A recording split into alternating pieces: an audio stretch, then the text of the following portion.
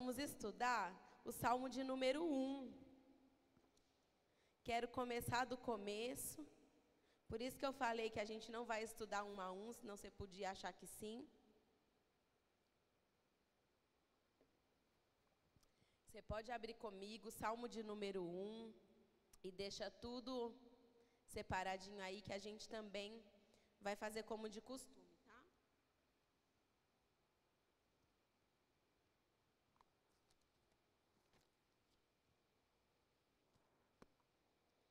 Salmo de número 1, a partir do verso 1, diz assim: Bem-aventurado aquele que não anda segundo o conselho dos ímpios, não se detém no caminho dos pecadores, nem se assenta na companhia dos zombadores.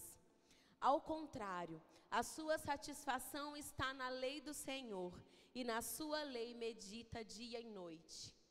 É como árvore plantada junto a ribeiros, dá fruto no tempo certo, e as suas folhas não murcham. Tudo o que ele faz prospera. Não é o caso dos ímpios, são como a palha que o vento leva. Por isso, os ímpios não resistirão no julgamento, nem os pecadores na comunhão dos justos. Porque o Senhor conhece o caminho dos justos, mas o caminho dos ímpios leva à destruição. Pode deixar aberta aí a sua Bíblia e vamos orar? Senhor, te agradecemos mais uma vez, Pai, por essa reunião. Obrigada pela tua palavra, Senhor. Obrigada porque o direcionamento que o Senhor nos dá é firmado, Pai, na tua palavra. Nós amamos a Bíblia, amamos estudar a tua palavra, Senhor. E é por isso que nós, Senhor, permanecermos firmes, Pai, em qualquer tempestade, em qualquer vento que venha. Porque a tua palavra, Senhor, é a rocha na qual os nossos pés estão firmes. Eu oro, Pai, intercedo aqui por cada pessoa nesse lugar.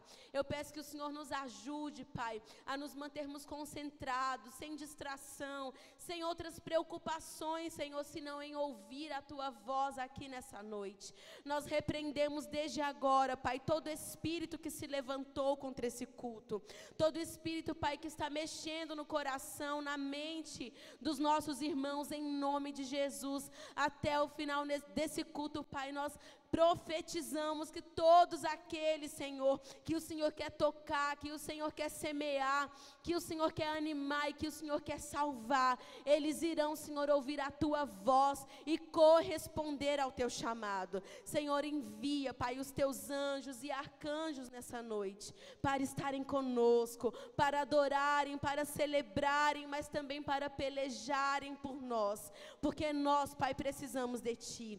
Fica conosco e fala conosco mais uma vez, em nome de Jesus. Amém, amém, Lagoinha? Amém, glória a Deus. Queridos, é interessante, já que a gente vai falar, né, nesses próximos cultos sobre os Salmos, explicar para vocês que o livro de Salmos é o livro com mais autores que existem. Porque nós temos diversos autores. A maioria dos autores do livro de Salmos, nós não sabemos identificar. Alguns salmos, eles trazem os seus autores já no título, mas outros salmos não. Eles simplesmente estão ali. E o livro dos Salmos, lá no hebraico, ele significa livro dos cânticos, né? Livro de louvores.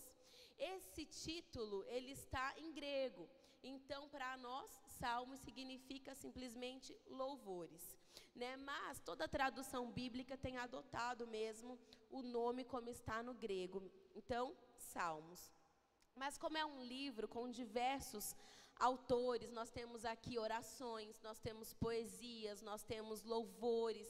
E se a gente parar para prestar atenção nos salmos, que são divididos em 5 livros, né, sublivros aqui dentro do livro de Salmos, se a gente parar para prestar atenção neles, a gente vai ver que existem salmos de adoração, salmos de gratidão, salmos de romagem, né, salmos de lamento e salmos de escatologia.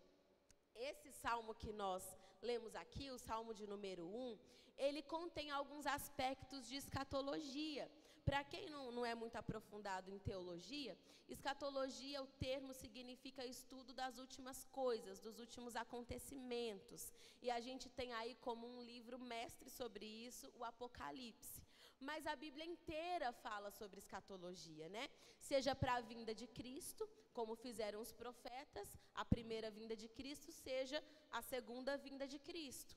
Então a Bíblia inteira aponta para Jesus e para esses dois momentos históricos, ou para a sua primeira vinda, ou para a sua segunda vinda, e aí nós estaremos com Ele na glória para sempre.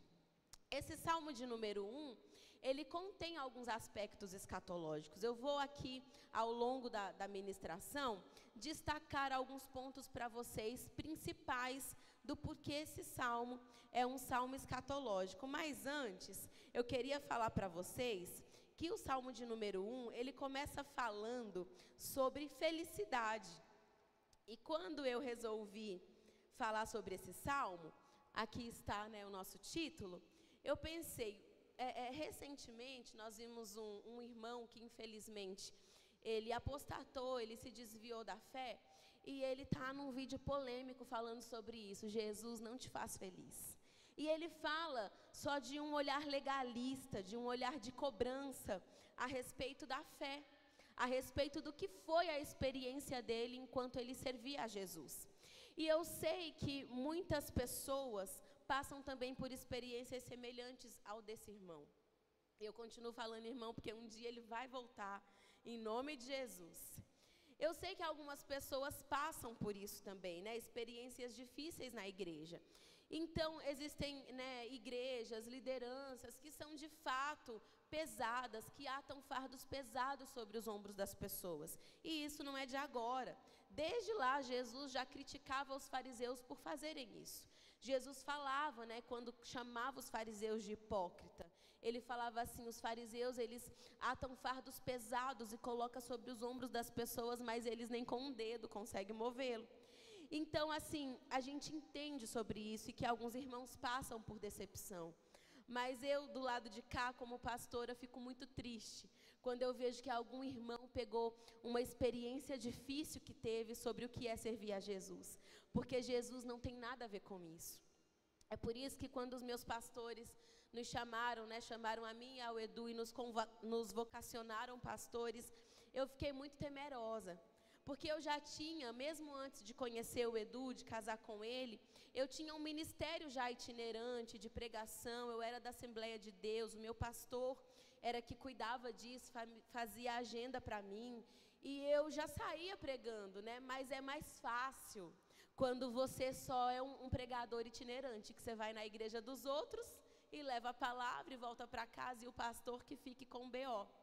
Quando o meu pastor me chamou para vir para o lado de cá, eu pensei, Senhor, que eu possa te traduzir, te representar da melhor forma possível. Às vezes eu até penso, eu e Edu, a gente conversa, né? A gente fala assim, será que a gente tá bobo demais com esse pessoal? Mas eu falo para ele, eu prefiro pecar por isso, né? Prefiro pecar por essa falta do que por outros excessos. Eu prefiro que Jesus olhe para mim e fale, você poderia ser um pouquinho mais pegar assim nos irmãos e ser um pouco mais incisiva e tal, do que ele olhar para mim e falar, você não me representou bem. Porque algumas pessoas olham para Cristo também e acham que ele pega leve com pecadores, né? Acha que ele pega leve conosco, que a graça é banalizada. Então, eu prefiro pecar por essa falta. Mas a verdade é que nós temos muita responsabilidade nisso, quando nós representamos Jesus. E agora eu falo como cristã, então se encaixa para você que está sentado aí também. E quando esse irmão falou, Jesus não te faz feliz, foi como um punhal no meu coração. Porque quando eu me converti aos 18 anos e até hoje, com 36 anos, gente, eu nunca pensei em voltar para trás. Eu já passei por vários momentos difíceis. Se eu contar aqui para você, você vai falar, meu Deus, você era tão nova e passou por tudo isso. Mas foi bom demais conhecer Jesus. Às vezes eu até falo para ele, Senhor, a minha vida tá meio tranquila, né? Tomara que aconteça alguma coisa. Não ore isso, eu oro isso para Jesus. E eu falo, porque é tão gostoso orar quando a gente está sofrendo. É uma coisa diferente, é uma lágrima diferente, é uma oração diferente. Mas eu parei um pouco com isso e hoje eu tenho falado assim, Senhor, que eu não te busque com tanta intensidade apenas quando eu estiver em sofrimento. Que eu possa te buscar na alegria com a mesma intensidade, tanto quanto quando eu te busco, quando eu estou triste. Quando o Edu falava sobre dízimos aqui, eu estava ali no meu lugar pensando. Hoje nós somos ainda uma igreja considerada em implantação. E para uma igreja em implantação, a maior dificuldade é pessoal para servir e finanças. E aí, no meio da nossa implantação, Deus nos leva para um prédio muito maior. E quando Deus nos trouxe para esse templo, eu falei assim: Senhor, eu sabia que o Senhor ia nos mudar de templo, mas eu não achei que ia ser tão grande. A gente podia esperar um pouco mais para ter mais gente, será? Para depois mudar? E o que o Senhor falou comigo foi que não. Porque se a gente mudasse assim, a gente ia pensar que a gente mudou na força do nosso braço. Porque nós tínhamos gente transbordando para mudar. E ali eu fiquei pensando: Pai, eu sei que esse início financeiramente falando é mais difícil, mas que se chegar o tempo, e quando chegar o tempo, em que a gente não passe mais pelas mesmas dificuldades financeiras como igreja, que a gente continue com esse pensamento de que é o Senhor quem cuida de nós. O Senhor cuida de nós na fartura, o Senhor cuida de nós na escassez, mas a gente não pode esquecer disso. Então esse salmo começa falando sobre isso. Ele começa com a palavra, em algumas traduções, bem-aventurado. Em outras traduções, como é feliz. Em outras traduções, é abençoado. Mas essa palavra em si, aqui nesse salmo, ela significa extremamente feliz. Não é simplesmente feliz, é extremamente feliz. A palavra bem-aventurado, aqui nesse salmo, significa que aquele que serve ao Senhor, ele é mais do que feliz. Ele é muito feliz, ele é extremamente feliz. Porém, não é uma felicidade de acordo com a visão desse mundo. E aí o que o salmista faz aqui é traçar um paralelo entre dois caminhos ou entre duas pessoas. A felicidade daqueles que servem a Jesus e a vida, o caminho daquele que não serve a Jesus. Na nossa ótica terrena, quem não serve a Jesus em alguns pontos parece que está à frente no quesito felicidade, porque a gente olha para o prazer carnal. E a gente acha que uma pessoa entregue aos prazeres carnais, elas é que de fato aproveitam a vida. Mas o salmista ele diz: bem-aventurado ou muito feliz, extremamente feliz, é aquele que não anda segundo o conselho dos ímpios. E esse é a primeira pessoa, característica de pessoa que aparece aqui, o ímpio. E o ímpio é aquele que não teme ao Senhor, é aquele que não serve ao Senhor. E a palavra diz que nós somos bem-aventurados se não andarmos segundo o conselho deles. Não quer dizer que eu e você não possamos ter amigos que não são cristãos, mas nós precisamos tomar cuidado com quem a gente ouve, com quem a gente compartilha a nossa vida. Às vezes você está passando um perrengue aqui na igreja, aí você chegar em alguém que não é ímpio, ele vai falar o que para você? Igreja é tudo igual, sai de lá. Olha, eu tenho essa experiência, eu tenho esse pensamento. E pode ser que num primeiro momento isso não te contamine, mas aos poucos vai encontrando um lugarzinho no teu coração. Então nós precisamos tomar esse cuidado. O primeiro cuidado que a gente precisa tomar, se a gente quiser ser extremamente feliz, é não andar segundo o conselho dessas pessoas. Salomão, ele teve um filho. Salomão foi o segundo rei de Israel, se a gente contar rei oficial, porque Saul foi um rei que ficou ali pelo meio do caminho. Mas Salomão, ele teve um filho que tomou o seu lugar no trono. E quando Salomão já não estava mais entre nós, quando Salomão já tinha morrido, o seu filho foi se apossar do trono e as pessoas pediram para que ele pudesse diminuir a carga tributária, diminuir os impostos, porque estava pesado demais para eles. Então o filho de Salomão foi se aconselhar. Eu esqueci o nome dele, por isso que eu estou chamando de filho de Salomão. Esqueci. Mas o filho mais velho, o herdeiro do trono, ele foi se aconselhar com os anciãos. E os anciãos aconselharam ele positivamente.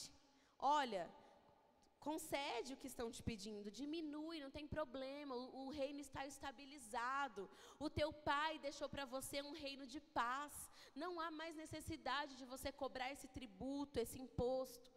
Mas ele não quis dar ouvidos, ele foi antes se aconselhar com os amigos de farra dele. E aí os amigos de farra dele, tomados pelo poder, pela ganância, por estarem se achando, ai, a gente é amigo do rei, nós somos amigos íntimos, a gente vai nas mesmas festas. Eles olharam para esse jovem e falaram assim: não faça isso. Ao contrário, fala assim: o meu pai cobrava tanto de vocês, eu vou cobrar 2 tantos. Eu vou aumentar o tributo. E ele escolheu ser levado por esse conselho. O reino de Israel foi dividido em 2, por conta da dureza do coração desse rei, da falta de sabedoria dele, em saber a quem ouvir e a quem escutar. Isso não significa que a gente vá se aconselhar apenas com quem é velho, mas aquela pessoa que você ouve precisa ter a mente de Cristo, precisa ter a ótica do céu. Observe a vida da pessoa com quem você está se aconselhando, com quem você está andando, com quem você liga, manda um WhatsApp, pede socorro. Como é a vida dessa pessoa? Quais frutos ela tem? A Bíblia também nos traz uma história de uma jovem que ela dançou para o rei Herodes. E aí o rei Herodes olhou para ela e falou assim: você dançou tão bem, você pode me pedir o que você quiser por conta disso. A menina não sabia o que pedir. Então ela consultou a mãe. E a mãe, com raiva do profeta João Batista, falou para ela: peça a cabeça de João Batista numa bandeja. O que eu estou querendo falar para você é: às vezes, nem com a nossa mãe a gente pode se aconselhar, dependendo de como esteja a vida dela, se ela é cristã ou não, se ela tem intelecto suficiente para isso. A minha mãe, por exemplo, é cristã, mas eu não posso me aconselhar com ela biblicamente. Até posso em relação à experiência, mas ela não é uma pessoa estudada, uma pessoa de muita cultura bíblica. Então, em alguns pontos, ela vai ficar me devendo. Ela vai ter orientação de mãe, ela tem intimidade com Deus. Talvez, em algum momento, o Senhor possa enchê-la do Espírito Santo e ela me dar um bom conselho, mas eu preciso saber discernir isso. Porque, às vezes, a ótica da minha mãe, que é cristã, vai ser diferente da minha por conta das oportunidades e experiências que ela não teve ou teve na vida. Então você que está sentado aí, o alerta do Senhor para você nessa noite é selecionar melhor quem você está ouvindo. Quem são os teus amigos? Com quem você compartilha a sua vida? Porque você não pode ser transformada por essas pessoas. Você é que precisa impactar essas pessoas. E se você quiser ter um futuro com Cristo, se desenvolver espiritualmente, escolha muito bem com quem você anda. Outra pessoa que é assim chave, principalmente na vida dos homens, para aconselhamento é a esposa. Por isso, meninas, se encham da palavra do Senhor, porque nós temos um poder de influência tão grande sobre o nosso marido, que se deixar a gente se torna manipuladora e não auxiliadora dos nossos maridos. E eles não têm que fazer a nossa vontade, eles precisam fazer a vontade do Senhor. Então a gente precisa estar tão cheia, sabe, do Espírito Santo, para que a gente também separe o que é a minha vontade, o que Deus está direcionando o meu marido para fazer. Em alguns momentos a gente parece até crítica demais, mas meninos, calma, é que o Senhor nos criou para isso. Quando Deus criou a mulher, Ele criou a mulher exatamente para se meter na sua vida, nas suas decisões, para abrir os seus olhos. Às vezes a gente pode não ter muita sabedoria para fazer. Então é nesse ponto que a gente tem que vigiar. Eu vou tomar cuidado também, senão isso aqui vai virar um culto de casais. No final do mês, inclusive, teremos um culto de casais para pregar, não aqui, num retiro. Depois eu compartilho, quem tiver interesse, está convidado para ir. Mas o grande alerta aqui do Senhor para nós mulheres e para os maridos: ouçam as mulheres de vocês, mas mulheres, ouçam o Espírito Santo, para que vocês possam aconselhar de acordo com o coração do Senhor e não com as suas próprias vontades. Isso vai servir para filhos, sabe? Isso vai servir para amigos. De repente, se é uma mulher aqui que não é casada, mas o conselho está sobre nós. Porque Jesus nos criou, Deus nos criou para isso. Ele nos chamou de Ezer, que significa auxiliadora. É o mesmo termo que Deus usa para se referir a Ele mesmo, quando Ele diz que Ele é o nosso auxílio. Então é uma palavra muito importante, é uma função muito importante. Cuidado para que você não se torne como Jezabel, ficar fazendo rei de fantoche, né? Não tire a masculinidade do seu marido, mas meta o bedelho em tudo que você puder, com muita sabedoria e amor. O que nós temos que ter cuidado também, que é a segunda categoria de pessoas que o Senhor fala conosco, é para que nós, cadê? Aqui. Não imita a conduta dos pecadores. Então, se você quer ser bem-aventurado, bem feliz, você também precisa não imitar a conduta dos pecadores. E agora a gente está falando de comportamento. Não é mais sobre conselho, mas é sobre comportamento, porque nós ainda estamos aqui no primeiro verso, mas esse verso ele é progressivo. Primeiro você começa ouvindo, depois você começa imitando a conduta dessas pessoas. E daqui a pouco você está igualzinho, que a gente já vai ler a terceira categoria de pessoas. Então você não pode ouvir, porque daqui a pouquinho você está imitando. Porém, hoje no mundo nós temos diversas influências. Você não precisa nem andar junto com alguém para você ser influenciado pela vida dessa pessoa. Esses dias apareceu para mim um vídeo, que eu nem sei porquê, porque eu não sigo a moça, mas apareceu uma blogueira, que ela estava falando que ela ia se casar.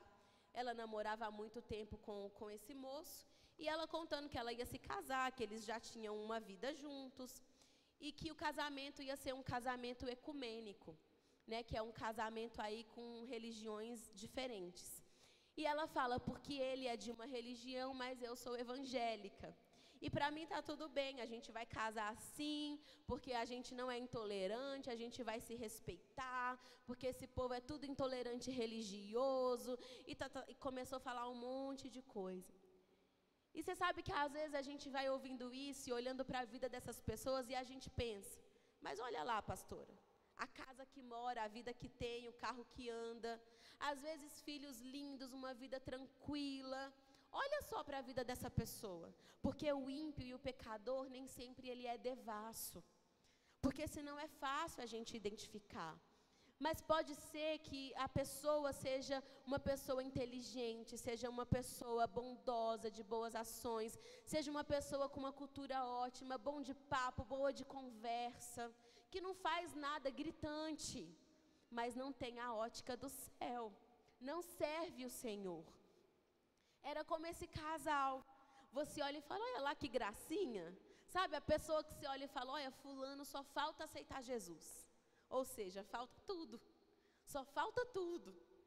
É esse casal. E enquanto eu olhava e ouvia o que essa menina estava falando, eu comecei a pensar, olha que perigo, porque ela está relativizando um princípio bíblico sobre o jugo desigual, sobre os alertas que a palavra nos dá em todo momento, para que a gente tome cuidado com quem a gente se casa. E não é por intolerância religiosa, é para você evitar muitos dissabores, muitos problemas que você possa ter no futuro. Se tiver aqui alguma mulher, algum homem que se casou com pessoas de fé diferente, ou depois você se converteu no meio do caminho, por mais que hoje a pessoa que está do seu lado aceitou Jesus, certamente você vai ter uma história difícil para contar. De sentimentos, de sensações, de orações, de jejum que você fez, de votos, sabe, de diversos conflitos, porque é difícil. Imagina quando vem o filho, o que ensinar para o filho, que tipo de visão, que tipo de religião. Imagina a cabeça da criança.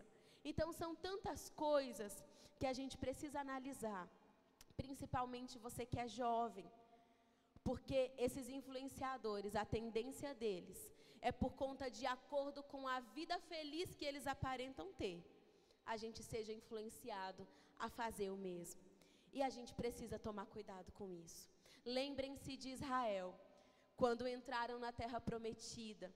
Antes de entrarem, o Senhor falou, alertando Josué e todo Israel, matem todas as pessoas, não deixem nenhum deles no meio de vocês. Só que eles não fizeram isso. Tiveram povos que eles não mataram. E a atitude do Senhor foi, portanto eu também não tirarei essas pessoas do meio de vocês, para que através deles eu possa provar o vosso coração. E o que é o resultado disso, pastora? O resultado disso é o livro de Juízes, onde o povo vive uma gangorra espiritual. Ora serve a Deus, ora serve a Baal, ora serve a qualquer outro Deus. Ora são tomados pelo inimigo, ora vencem o inimigo. E quando a gente negocia princípios, é isso que acontece conosco. O princípio que você negocia, você sofre com ele.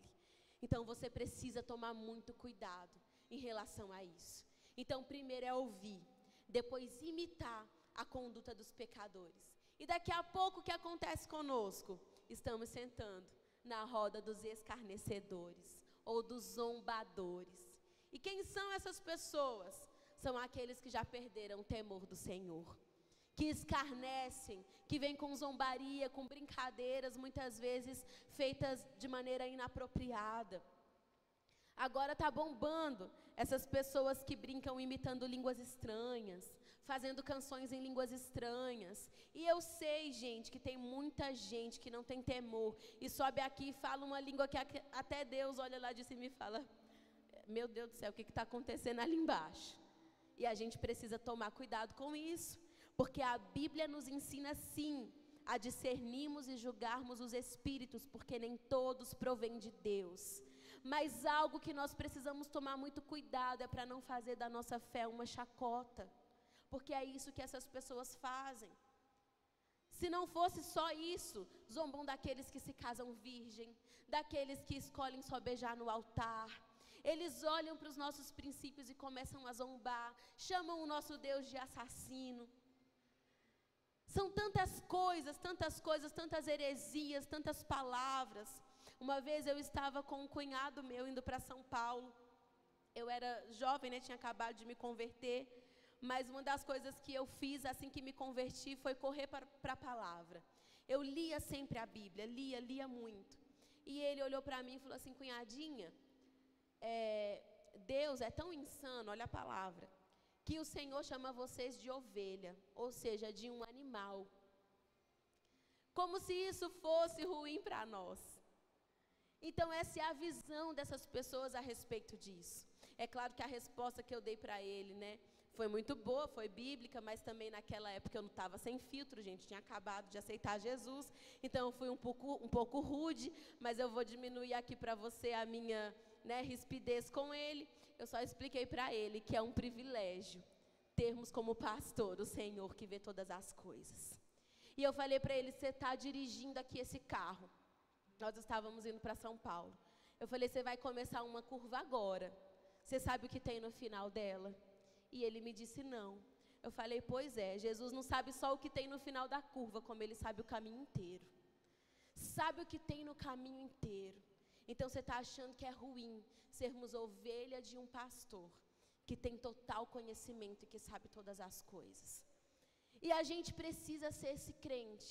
Mesmo que você seja rude, como eu fui naquele primeiro momento, você que está no início da sua fé, mas com convicção de quem o Senhor é para você, você vai ter boas respostas para essas pessoas. Então o nosso principal cuidado é saber o que devemos evitar, se quisermos ser, de fato, felizes. Não olhem com a ótica desse mundo para o que é felicidade, porque essas pessoas todas, elas vão parecer mais felizes do que nós. Elas são aquelas que se divertem. Elas vão em festas, elas ficam com qualquer pessoa, elas têm um sexo livre, não precisa se preocupar com nada, não se guardam, não tem a quem respeitar, bebem o que quiserem, porque o pecado é isso. O pecado até parece liberdade, até que você tente parar de fazer. Aí você vê que você é escravo do pecado. Você pode perceber aquilo que te vicia, você é dominado, você serve aquilo que te vicia e você não consegue parar.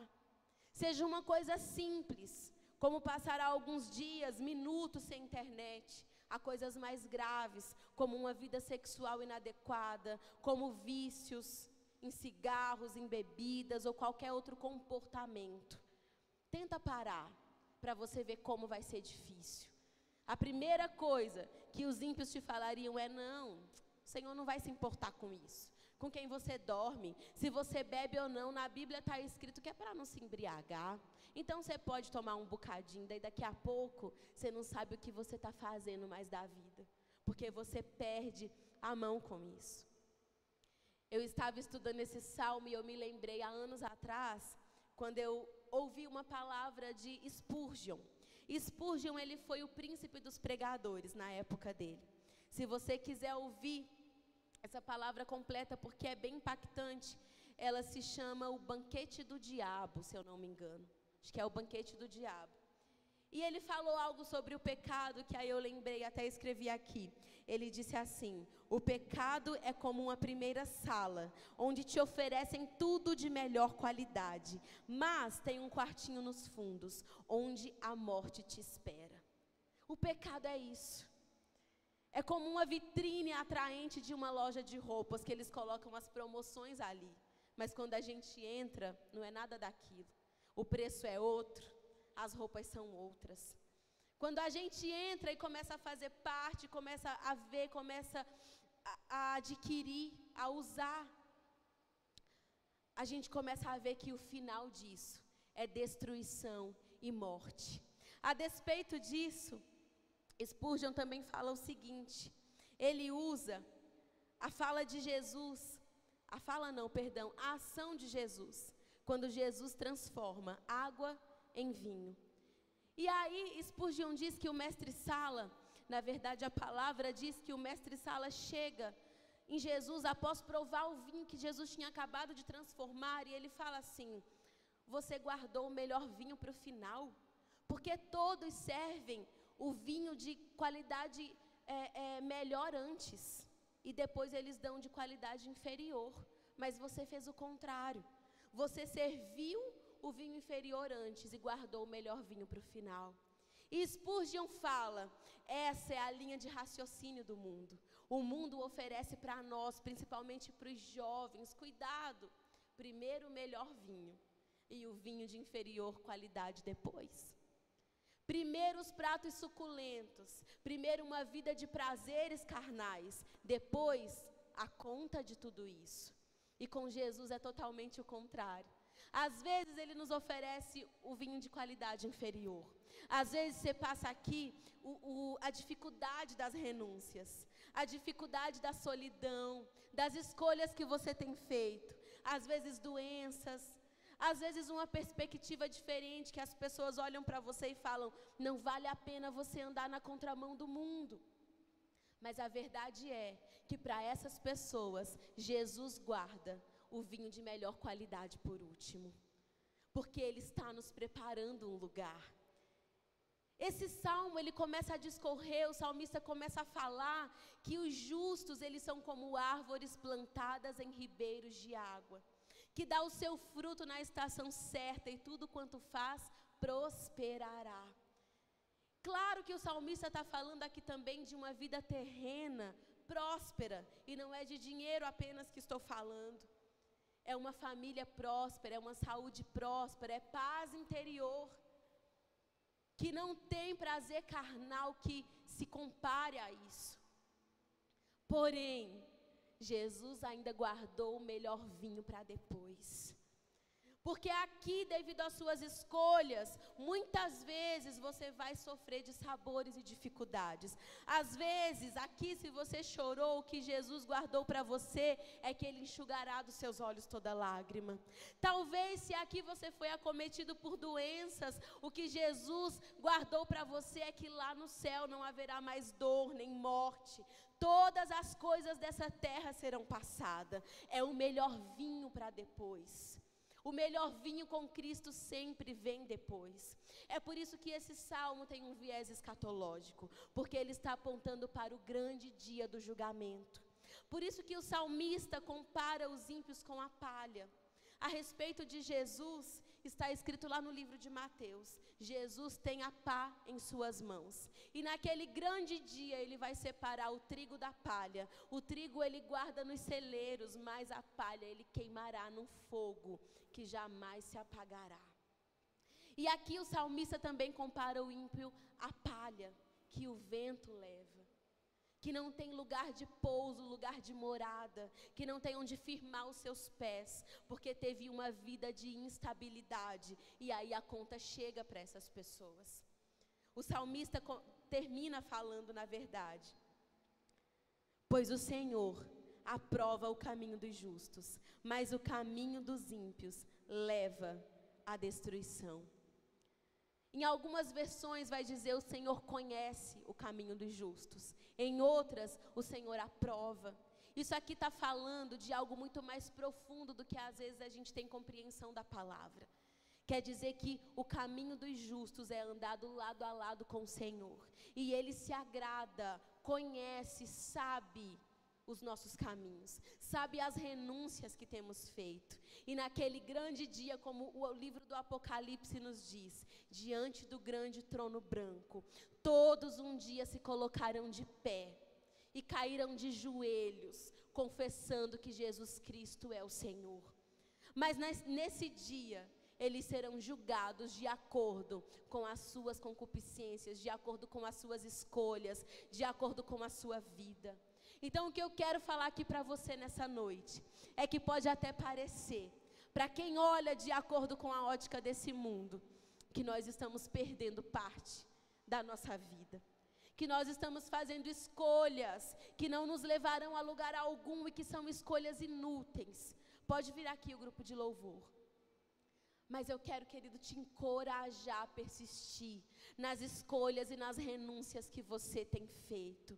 Porque Jesus tem guardado um vinho de melhor qualidade para você no final. Vinho na Bíblia é sinônimo também de alegria. É por isso que casa perfeitamente com essa palavra. A alegria que Jesus tem preparado para nós não é de acordo com a visão desse mundo. Então se esmere em prosseguir, continuar servindo, buscando o Senhor, mesmo quando o vento bater na tua porta, mesmo quando vier a tempestade. Lembre, eu sou como árvore plantada junto a ribeiros de água. Você não dá apenas o fruto na estação certa, mas o salmista também complementa: as suas folhas não murcham. Isso fala sobre as diversas estações que uma árvore passa. Em algumas estações é peculiar que a folha murche, mas aqueles que servem ao Senhor não passam por isso nem na estação de frio, nem na estação de escassez.